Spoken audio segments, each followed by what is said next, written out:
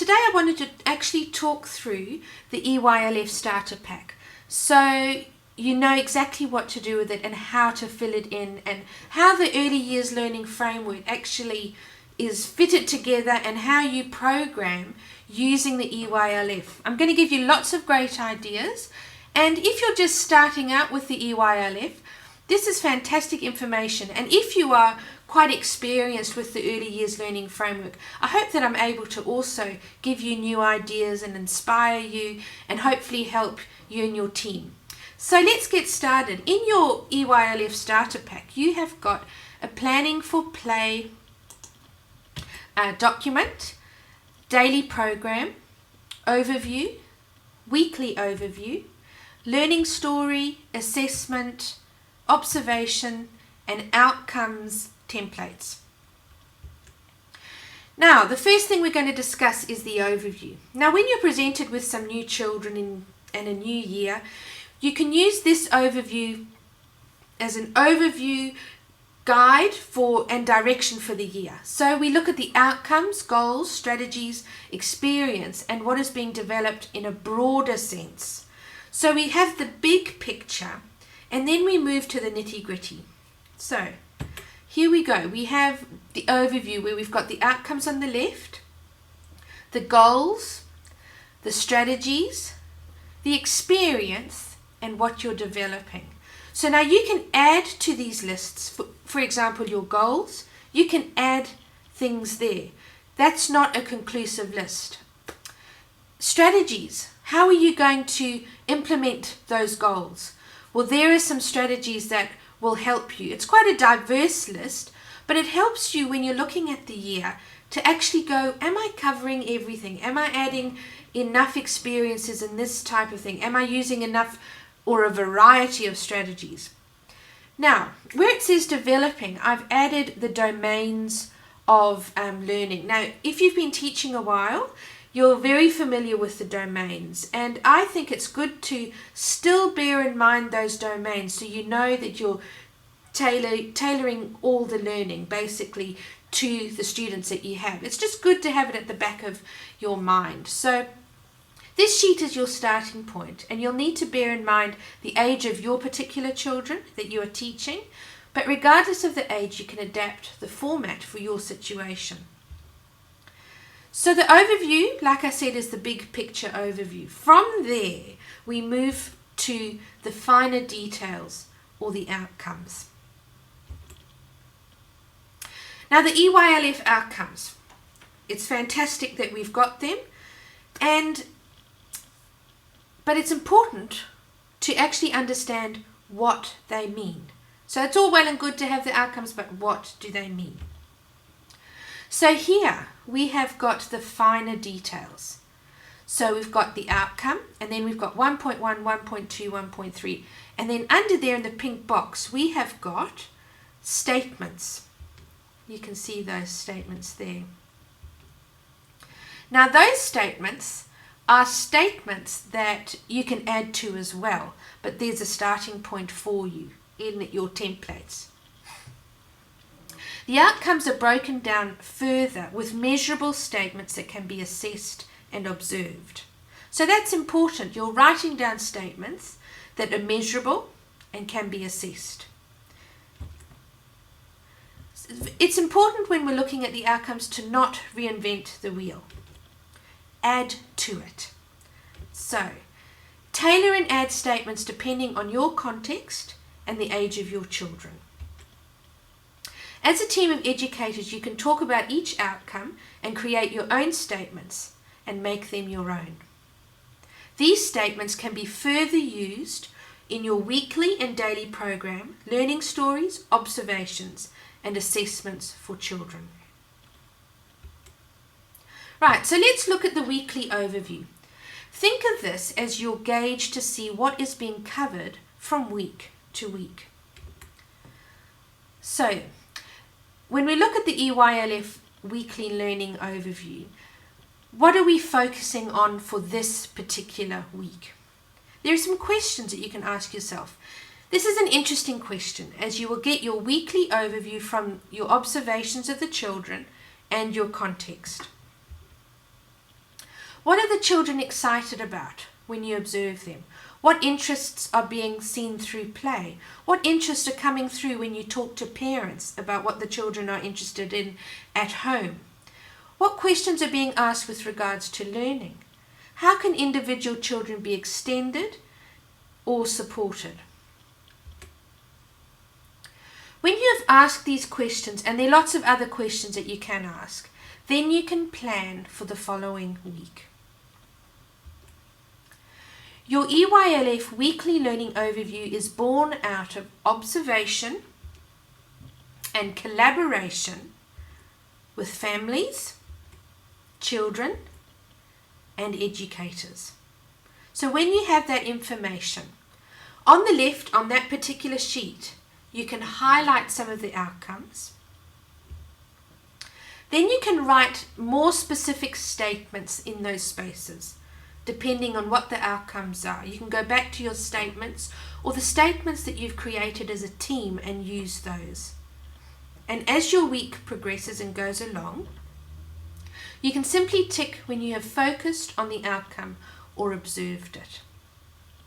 So it gives you a good picture of what's being covered from week to week, and you know if there are ever any little gaps, you can go and fill those gaps in and get a good balance for the children of exactly what's being covered. So hope that's helpful for you. Right, the next thing we're going to look at is planning for play. Now it's important when you plan for play that you are considering the outdoor play that's happening as well as the indoor learning that is happening. Now I do use play and learning together because young children obviously learn through play, and play is learning. So consider the different zones that require planning and monitoring when you are planning for play. And remember your domains of learning and allow for a range of development in indoor and outdoor learning environments. By considering your different zones, also keep in mind that in each play element you design and set up, there is lots of learning that takes place. Each week you can plan your zones, and they should they change or be extended depending on your observations and the engagement levels of the children. So I just want to show you a few examples. So when I have a week, I will just jot down ideas on that template, and it will just give me a quick view of what learning is happening and what I need to set up. So it's good to just have that at the back of your mind. But here's some examples. Remember that play is learning for children, and on these examples that I show you, I've listed some of the learning. I'll just go through them quickly. So blocks and construction, this is indoors, lots of learning happening. Books, you can change how books are introduced. So you can have just a corner, or you could have a feature book with how you're using books. You could have books that the children are bringing in from home. But how is this area changing from week to week? How are children engaging with books and literacy from week to week? It's not the same thing, but you are having it at the back of your mind about what's happening with literacy. What's happening with your dramatic play? What are the interests? Is that coming through when in your indoor learning environment with dramatic play? Let's keep going. Communication, great one. We've got writing, talking on the telephone. How is that changing? Music and movement, fantastic to have this happening from week to week, changing, having children learn different things, listen to different things, play different things. Sensory is very important. Science, visual arts and creative. Now, we can also look at those similar zones, and you can have outdoor learning. So those particular zones can also extend outdoors, and you can have different zones outdoors with the blocks, for example. Books, dramatic play. So for example, we had a little cubby house, and the children were very interested. They just spontaneously set up a shop in the cubby house, and it's quite priceless. They even started to draw.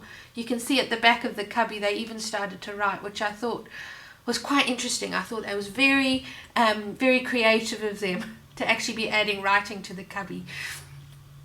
Quite sweet. Communication, teddy bear, there's so much learning that happens through the play. We had a teddy bear's picnic. There's lots of talking happening through that. Lots of conversations that are happening. Our telephones. Communication. And you can see on the little card that I've put there, lots of learning is actually happening. Music and movement. Again, bringing instruments outside. Not just having them indoors, bringing music out. Fantastic. Okay. Sensory, making sure that there's a variety of sensory experiences for the children that change from week to week, that happen indoors and outdoors. Art, outside. Science, outside. You can see that. Using nature to create things outside. And sand play. So as a team, you can work on how you're constructing play, and that template is meant to be discussed. It's meant to be moving and responsive to children rather than static. So use those as guidelines, add different areas to the play, and see how you go. So we're going to talk about the EYLF daily program. From a day-to-day basis, what are you looking at in your daily program? Well, daily you are looking to observe children's play and conversations. So you write down what is inspiring the children. These observations provide you with information for immediate action as well as future planning. So we look at teacher-initiated activities, play experiences and projects. That can be listed there. Is it child-initiated? You can list it there. And what are the children starting as they play by themselves or with others? What learning is being inspired as they explore? So you're watching, you're listening, you're watching conversations, and you're writing it down on your daily program. Resources. What resources are being used or will be required to set up future things, maybe the following day? And who are the children involved? Who's playing? Who's interested in it? Or you could even write there who's responsible, which teacher did different activities as well. So use it how you like. Small group focus. Is there a small group that you want to take and focus a particular learning experience around? You can jot that there. Assessment. What are the tasks or observations that you're watching on that day?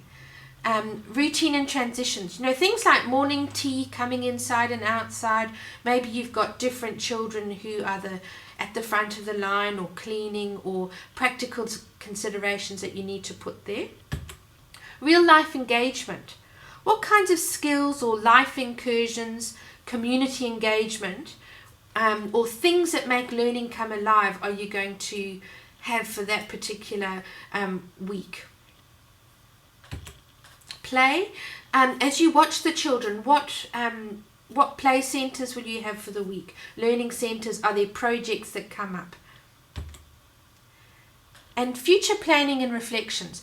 Based on how children are interacting with the indoor and outdoor environment, what are your thoughts? Are there things that need to change? Are children fascinated by something that you need to explore further? And based on the way things are set up, how do you need to respond so children stay engaged and progressing? And notes for your assistant. It's great to just jot down things that need to be organised. So that's a great working document that can help you to move your planning along. The next thing that's really important to discuss are learning stories.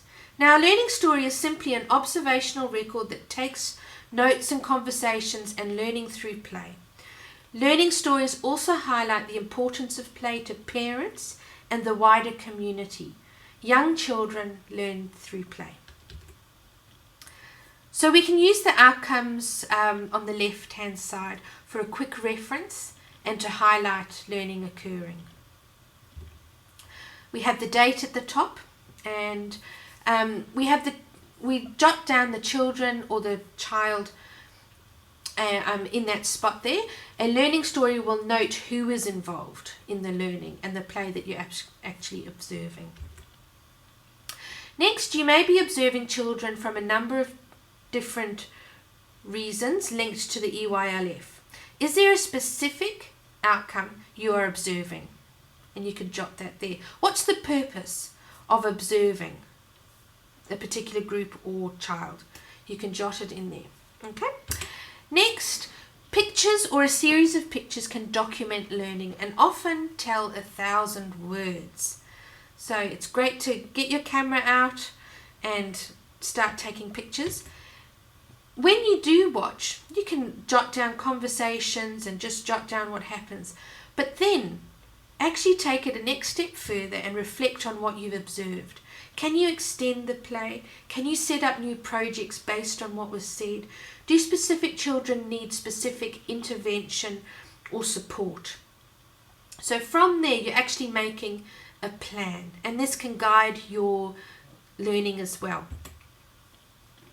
Now, observations. The art of observing is incredibly important.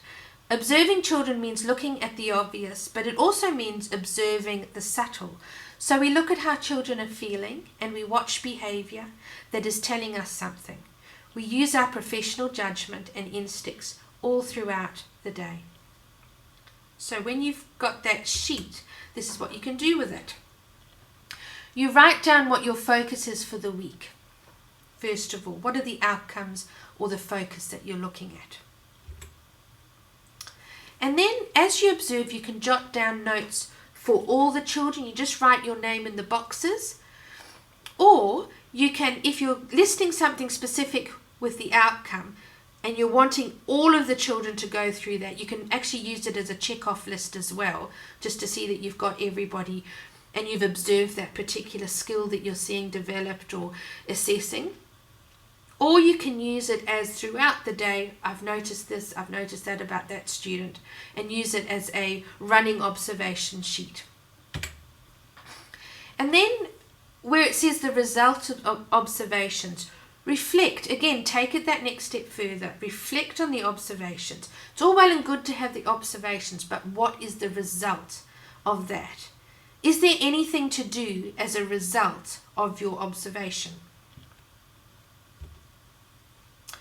So let's look at assessment. Assessment allows you to plan in response to the children's needs and respond accordingly. Here's the sheet.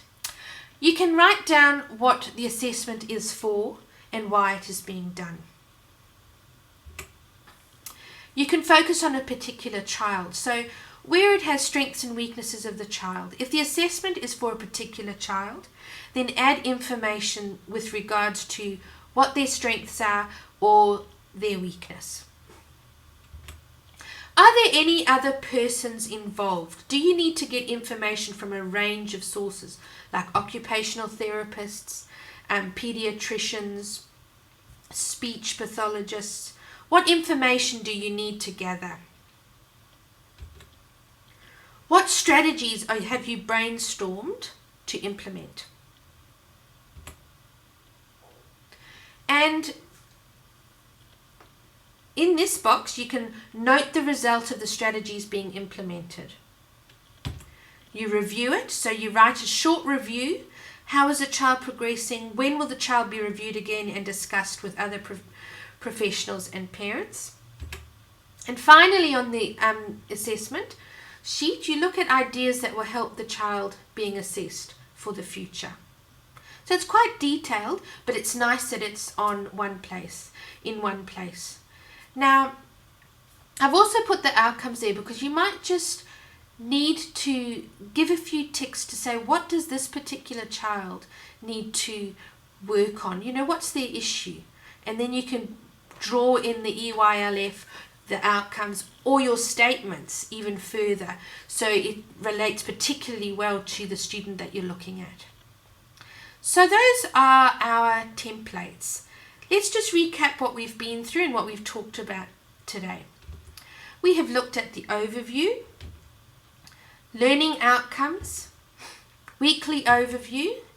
You've got a planning for play template, a daily program template, learning story template with how you can do that, and observations and assessments. So hopefully all of that information, you at least have a few starting points with where to go, what to do, and how to really be confident with the early years learning framework, and how to provide a great program, whether it be for babies, toddlers, preschoolers, pre-kindy, kindergarten students, pre-primary, and even beyond to children that are in year 1 and year 2. There's some wonderful information with how you can really respond to children and make your learning dynamic, relating to your particular context and your children. Now, hope you enjoy that. Please let me know what you think and leave a comment below. It's so wonderful to present these resources to you. I hope you're getting lots from them. And if you have any questions or comments or feedback or anything, please don't hesitate to get hold of me. I'll be happy to get back to you and see how I can help you. So take care and have a wonderful day. Bye.